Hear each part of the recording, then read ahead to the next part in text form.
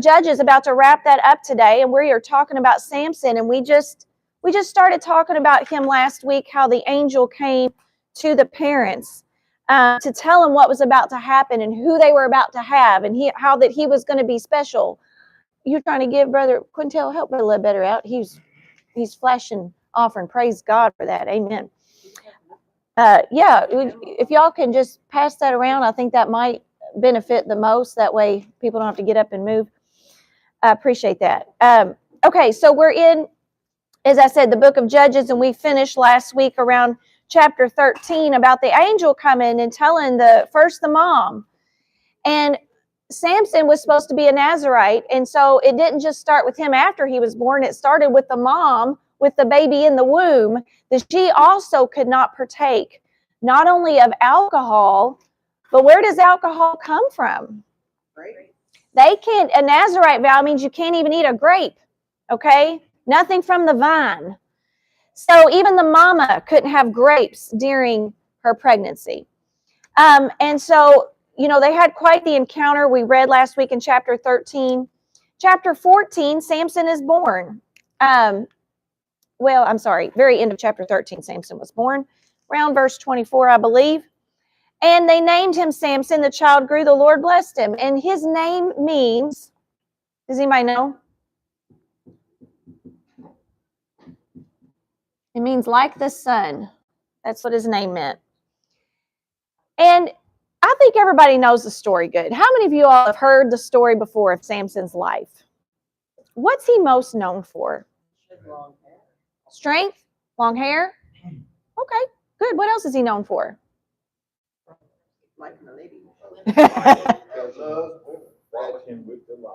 Got some eye problems, don't he? Okay.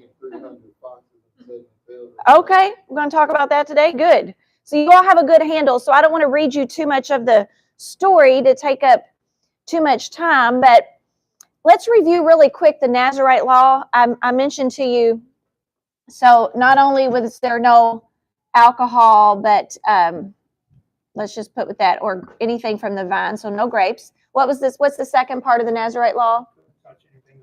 Okay, so nothing to do with dead things, dead people, dead animals, dead. Stay away. Third thing? No razor to the hair. So can't cut the hair. Okay, perfect. So you guys are very good and familiar with that. I have such a smart group. Also, thank you guys for coming every week to Sunday school. You guys are awesome. Really, I mean it. Thank you for being here. Hey. All right, chapter 14. Will you look at, I'm sorry, Brother Hall. Samson was different. Most Nazirites had a certain amount of time, and it was over, and then you had to shave your head, and you had to offer burnt offering, burn the hair on your beard and your. Yes. So he was different. His was a lifetime. A lifetime vow. Yes, a lot of times, I don't remember if it was in Leviticus or where it was at in the law, but it was like some people would take the Nazirite vow for a season. Okay, for a certain time. And what he's pointing out is very true and very unique, was that he was, a full lifetime Nazirite, which is unusual. Thank you. Okay, so Samson, now he's grown up. We're going to skip some time pretty quick here, and he wants a woman. He wants a Philistine woman too. How does God's law feel about that? No. Me a big X. Okay, verses 3 and 4 in chapter 14 says, Then his father and his mother said unto him, Is there never a woman among the daughters of thy brethren, or among all my people, that thou goest to take a wife of the uncircumcised Philistines? And Samson said unto his father, Get her for me, for she pleaseth me well. But his father and his mother knew not that it was of the Lord, that he sought an occasion against the Philistines. For at that time the Philistines had dominion over Israel. Now, I think that verse is complicated. It does not mean that God wanted Samson to intermarry with pagan culture, because we know over and over and over he's instructed him not to do that. But as it was Samson's fleshly desire, God could use that still to accomplish what he wanted to accomplish. How many of you all would agree with that? Okay. So God can take any circumstance and bend it and turn it around for his benefit, for his glory. Any circumstance, even when they're wrong. All right. So Samson's first feat of strength, I would like to call it, would be in verse 6 when he encounters a lion. It says, the Spirit of the Lord came mightily upon him, and he rent him, talking about a lion, as he would have rent a kid, and he had nothing in his hand, but he told not his father or his mother what he had done. And he went down and talked with the woman, and she pleased Samson well. And after a time he returned to take her, and he turned aside to see the carcass of the lion, and behold, there was a swarm of bees and honey in the carcass of the lion. And he took thereof in his hands and went on eating, and came to his father and mother, and he gave them, and they did eat, but he told not them that he had taken the honey out of the carcass of the lion.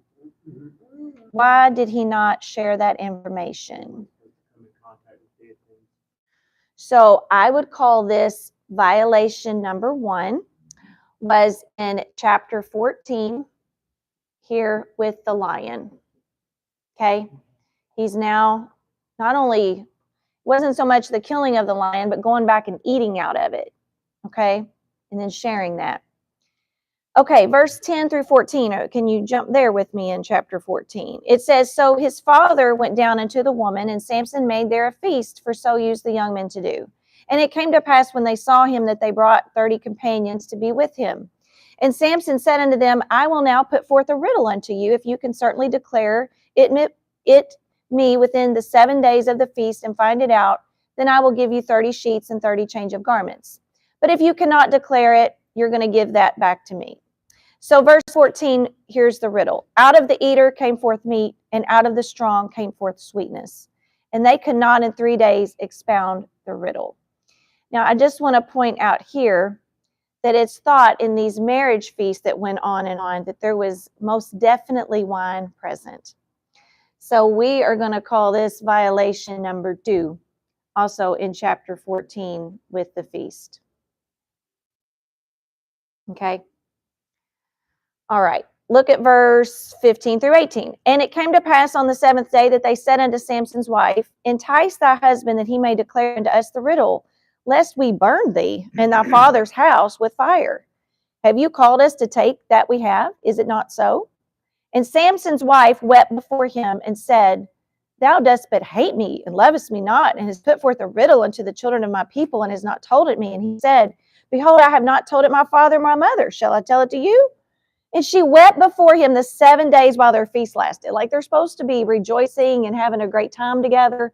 But she cries the whole time and begs him the whole time to know the answer to the riddle. Why? She doesn't want to die, because they've said, if you can't find out, we're going to burn you. Obviously, she's a little more concerned about herself and self-preservation than her new husband, right? So it's starting off really bad for them. And it came to pass on the 7th day that he told her, because she lay sore upon him, and she told the riddle to the children of her people. And the men of the city said unto him on the 7th day before the sun went down, what is sweeter than honey, and what is stronger than a lion? So he made up the riddle from the story of when he had just killed that lion. And he said unto them, if you had not plowed with my heifer, you had not found out my riddle. Anybody else have another translation? Brianna, I always call on you for that. Is chapter 14, verse 18? Not there. Anybody else have another? I think mine was recent. Chapter 14, 18? Yeah. What's yours say? What is sweeter than honey? What is stronger than a lion? So he said to him, if you haven't plowed with my young cow, you wouldn't know my riddle now. Wow. Okay. Yeah, they're not starting out well. So he's mad. So you know what Samson does? He doesn't just go get some clothes. He goes down and he kills 30 people and takes their clothes. And then he takes them back, because that was the deal. And this part he didn't know. It said he was so mad he did that. His anger was kindled. And then he goes back home. He doesn't get with his wife. The feast is over. But you see there in verse 20 that Samson's wife was given to his companion, whom he had used as his friend. So, you know, after an unknown time, he thought he was going to visit his wife, only to find out that she was given away to his friend. So we have a lot in this story of drama, controversy, betrayal by a brand new wife. I would encourage you, I just think it would be fun homework assignment for you to watch the movie Samson, but also in it, find what's not biblically accurate. Because it's not all biblically accurate, but some of it is. For whatever reason, they do that in these Christian films, but it was still fun to watch, and it would be cool for you. We watch movies like that with our Bible. I'm like, did that really happen? I'm like looking for it. Is that the right order? That's what we did with House of David. That's what we did with Samson. So anyway, okay. Back to the story, chapter 15. So I was just telling you, after a while, it doesn't really tell us how long, but he decides he's going to go back and find the wife. But guess what? The daddy, new father-in-law, he won't let him touch her because why?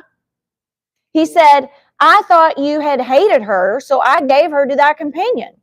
And then he tries to push off on him the younger sister. Take her instead. So how do you think that went over with Samson? And what would you do? You know, you get back to your wife and she can't be your wife now. He's given her away to another man. Are you mad? Mm-hmm. Okay. So I thought this was hilarious. Tara Lee Cobble said, so he did what any other man would do. He grabbed 300 foxes, tied their tails together, lit them on fire, and set them through a cornfield. But he really did do that. Amazingly. I wish, wouldn't you like to be a fly on the wall and see how does somebody capture 300 foxes? How do you get them still enough to tie their tails together, light them on fire, and place them in the cornfield? All this at the right location to burn up their crops. It was pretty amazing. So, and it also burnt their corn. It burnt, it said, the vineyards and the olives. So he did a lot of damage to their land. So guess now who's mad? Who else is mad? The Philistines. The Philistines, right. Naturally. And so they're like, who did this? And when they found out it was all due to the daddy giving the bride away, they burnt her and the dad. And that's in verse 6. So that was their first initial threat. If you don't figure out the riddle, we're going to burn you. They did that. But because of the sequence of events here, there's been damage to their property. Also, 30 people died for those clothes. They're very upset. And so in verse 6 in chapter 15, it says the Philistines came up and burnt her and her father with fire. Okay, Samson still is upset. So he killed a lot more Philistines in verse 8. It doesn't tell us how many. It just says with a great slaughter. And then he goes down and he dwells in the top of the rock, Edom. All right, so the Philistines, again, they're very mad. And it says, we were told in the beginning of this story here, they have dominion like over Israel. You know, Israel is kind of subservient to them.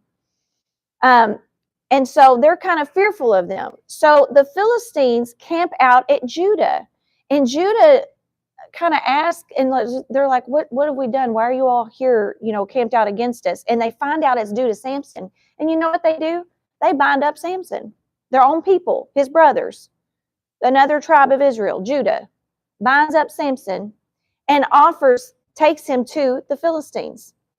And Samson is like, please don't kill me, which is odd. It's like, does he not know, in a way, his own strength? Does he not understand his purpose?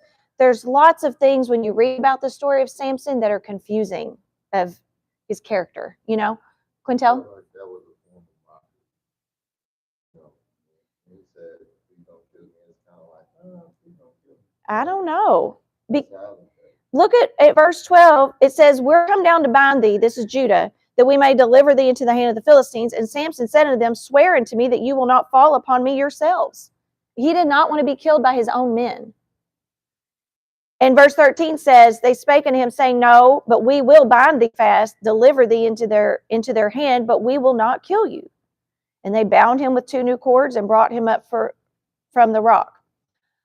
But here's where it changed. Here's where it shifted. When he came unto Lehi, the Philistines shouted against him, and the Spirit of the Lord came mightily upon him at that time, at that moment. And the cords that were upon his arms became as flax that was burnt with fire, and his bands loosed from off his hands. And he found a new jawbone of an ass and put forth his hand and took it and slew 1,000 men therewith. Okay, So everybody's heard that story, but this is in the context of how it happened and why. So now he kills 1,000 men. And it told us in a previous verse, there was 3,000 people that had come up against him. Where did I read that? I read that somewhere. Sorry. But anyway, then he became thirsty. God provides water for him naturally. Can you imagine the battle of killing 1,000 people? The scene in the Samson movie on that was pretty cool. That was in there. Okay, and it tells us there in verse 20 that he judged Israel in the days of the Philistines 20 years. I'm not really sure that verse is in chronological order where it was placed there because we read it again at his death. Okay, so far, what are you getting about Samson? What are you seeing in his character, strengths, weaknesses? Easy to anger. Women is a weakness. Could we translate that to just calling it like the lust of the flesh, the lust of the eyes? Yeah, okay. All right, we're going to come back and ask a few more questions here when we wrap up this story. So I'm moving into chapter 16. Are you with me? Okay, this is terrible. Samson went to Gaza and saw there a harlot and went in unto her. So he has a visit with a prostitute in a very important Philistine city. And the men knew that he was there. And they waited for him. They thought they were going to attack him in the morning. But Samson gets up at midnight and leaves. And he does something strange and unusual when he leaves. He takes the gates of the city and their doorposts on his back and he carries them up a mountain. So they're like, maybe not. Maybe we'll back off from that plan about capturing Samson here. Because he was a threat to the Philistines. And they are still mad and bitter about the crops, about the 30 men, about the 1,000 men.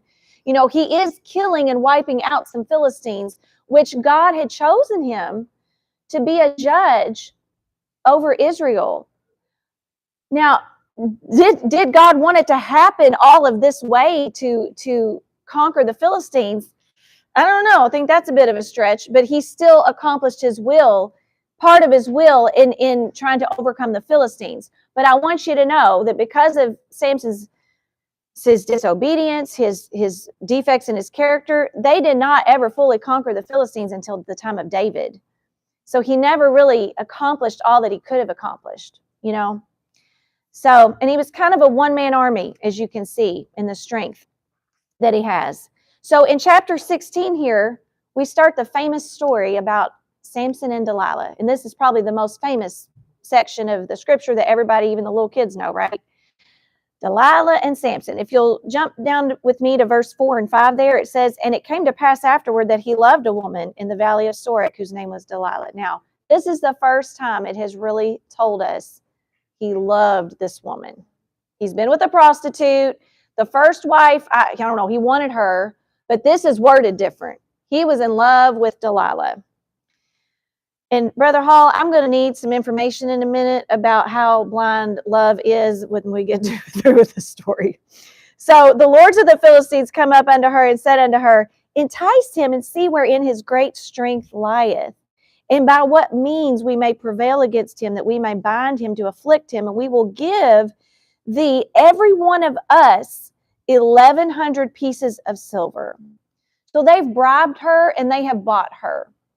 1,100 pieces of silver, if it was a shekel, that is equivalent to $35,000 in today's money, roughly, okay? That's a pretty big chunk of change, right? So they offered her a lot of money, and for comparison, I read a Levite made 10 shekels a year in money. So each person has offered 1,100 to do this.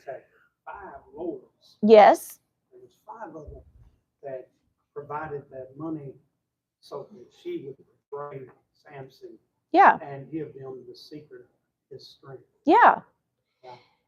So we know the backstory now. We know why she wants it. She wants it for money. It doesn't ever say that Delilah's in love with him. It just says he's in love with her. So you all know the story that Delilah tempted Samson 3 times to tell where's your strength at. So that also tells us some insight. We often picture Samson as being a very muscular guy, pictures of him, even in the movie, that he's big and bad. But many people think that he looked like any other average person, that he was not muscular, he was not strong appearing, because if he was, they wouldn't say, where does his strength lie? It's not like Goliath, who was a giant, and you knew that he could do some damage by looking at him. So it's thought that Samson looked like any other guy. So it's mysterious to them. Where does he get this strength to carry gates and kill 1,000 people with a bone and, do all that? How's he doing that? So, okay, she tempts him 3 times. On the 4th time, that was when he finally gave in. But my question is, if he knew that she kept asking, where's your strength? And when he would make something up, like in verse 7, he says, well, if they bind me with 7 greens that were never dried, I'll be weak. And so when they come and do that to him, why doesn't he think like, oh, you just betrayed me, I think I'll leave? But he keeps telling her and keeps making up lies, and they keep coming doing the things that he tells her. So why would you ever tell the real secret if you know she's going to tell on you? Can you help me, marriage counselor? Okay, so love really makes you blind.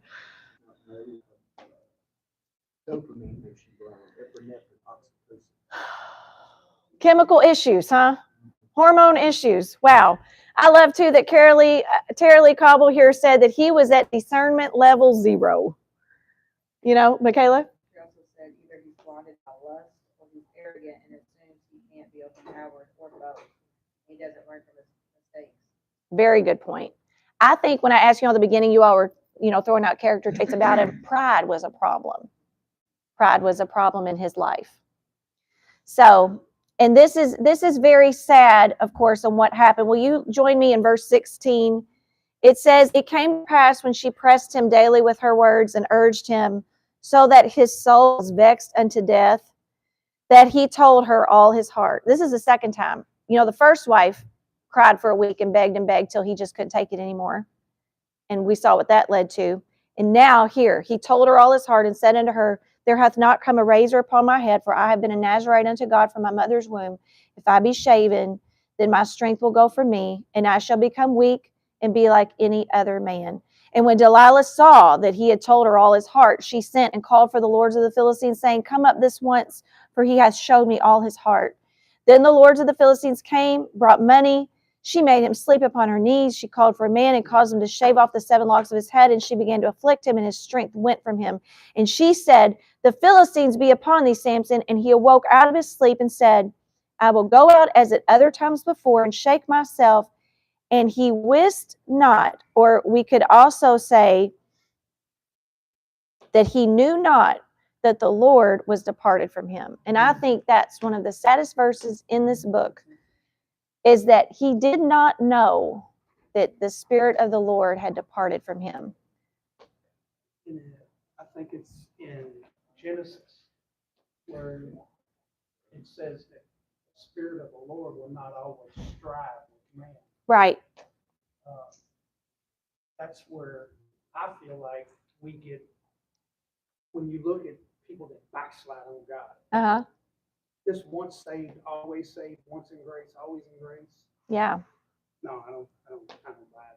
Yeah. I think you can fall from grace. You can. Or you can choose to walk away. If you willfully live in sin and you rebel against God and his covenant and his commands, Right. you can backslide on God. Absolutely. You can fall away from grace. Yes. You jump out of God's hands. But you chose it. You chose. What's eternal is that God never changes and he never takes his grace from you. Okay? But you can walk away from it. We are the problem. So, yes. That's a deceitfulness of sin. Yeah. Because with Samson, and even with us today, just because God's still blessing us, well, I'm still in his good graces. Now, see, God is the type of employer that will fire you and still be paying you. Mm-hmm. And that's the deceitfulness of sin. Oh, God's still blessing you, but you in unrighteousness. Right. And that's what Samson was. He was in unrighteousness with all that he did, with all the violations, being a Nazarite, and Yes. all this. Well, I'll just shake myself like I Did before. But see, Right. God ain't with you now. Right. Let me see how close I can get to this and keep sinning Mm-hmm. Baby. and see if this is going to sever me from my relationship with God. Well, what do you all think about this? I You can't hadn't. pet sin and think that you're friend. Right. I hadn't thought about it before, but this story builds that he violates the Nazirite law one after another after another. And once the third one has been violated, he broke all, the Spirit of the Lord left. Can I say something? Does that make sense? God Yeah. showed me. So, I preached on this one time about hanging by a thread Yeah. and years ago. But what God showed me was this.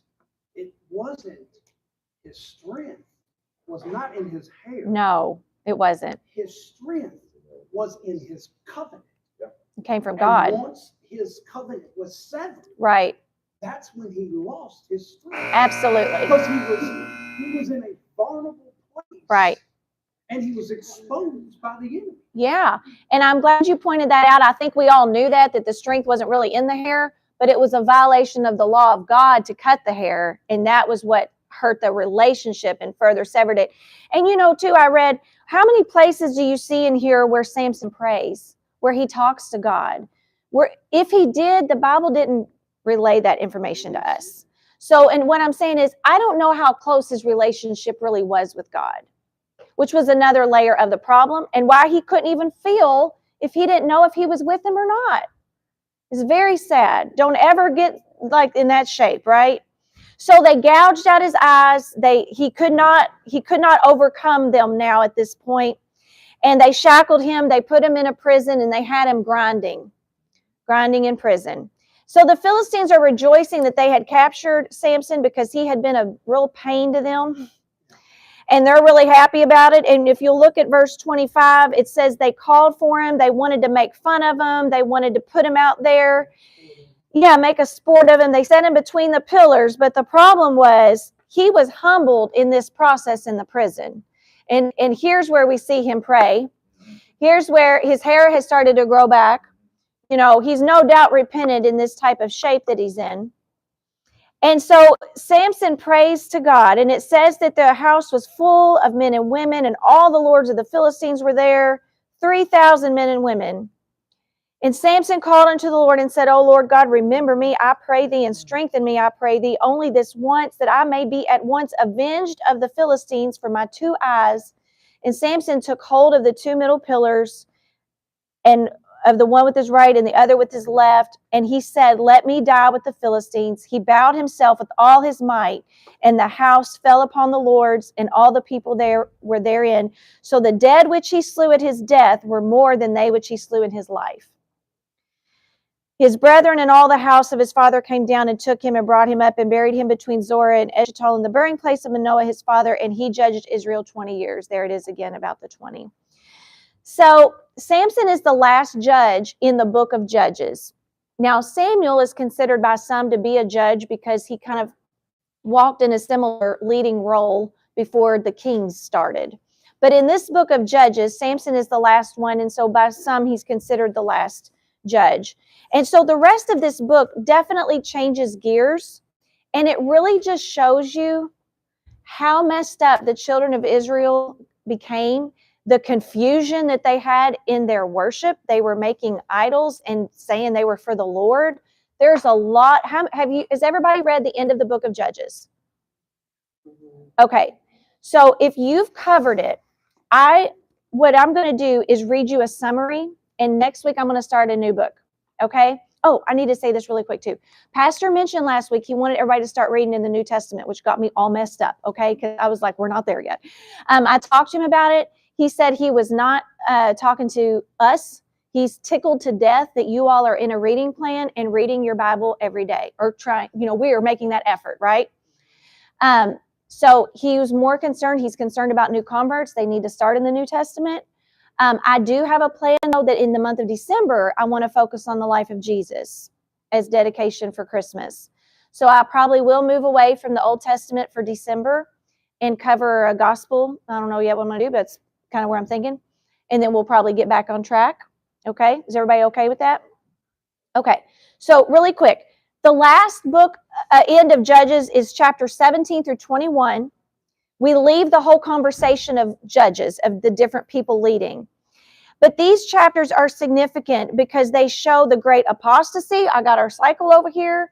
The tragedies, the trouble in the nation of Israel at every level. So a man named Micah and his mother melted down 200 shekels of silver and made a graven image. Then Micah set up a shrine for that idol. Next, Micah ordained one of his own sons to be a priest to work in the shrine. This is like so crazy. One day a Levite comes rolling by and he's like, oh, a real priest. Would you come be our priest? And this Levite says yes. So Micah was happy with the arrangements until one day the tribe of Dan stole his priest and his idol. And then in Dan went to another city that was Laish. They set up a city. They killed people. They called it Dan. They had to leave their land that God had originally given them because they never fully drove out the Canaanites. So they had to start over with new land, and they called it Dan. I just want you to know this. In the 12 tribes in Revelation listed, Ephraim and Dan are not listed. Ephraim was where Micah was from, and Dan did this other terrible thing. So that's of interest, I think, of possibly why they were no longer listed. But so Ephraim was the place where Micah and his mother allowed the idolatrous shrine to originate, and Dan was the city where that idolatry became a regular practice and institutionalized. So they totally got into idol worship. Okay, the last two couple chapters is total confusion in the moral and political life of Israel. They're on rock bottom. I'm just going to tell you on what happened in that story. Go home and reread it if you want to. Next week, I believe I'm going to be on Ruth. Who's excited about Ruth? Great story. Okay, I appreciate you guys. Join me next week.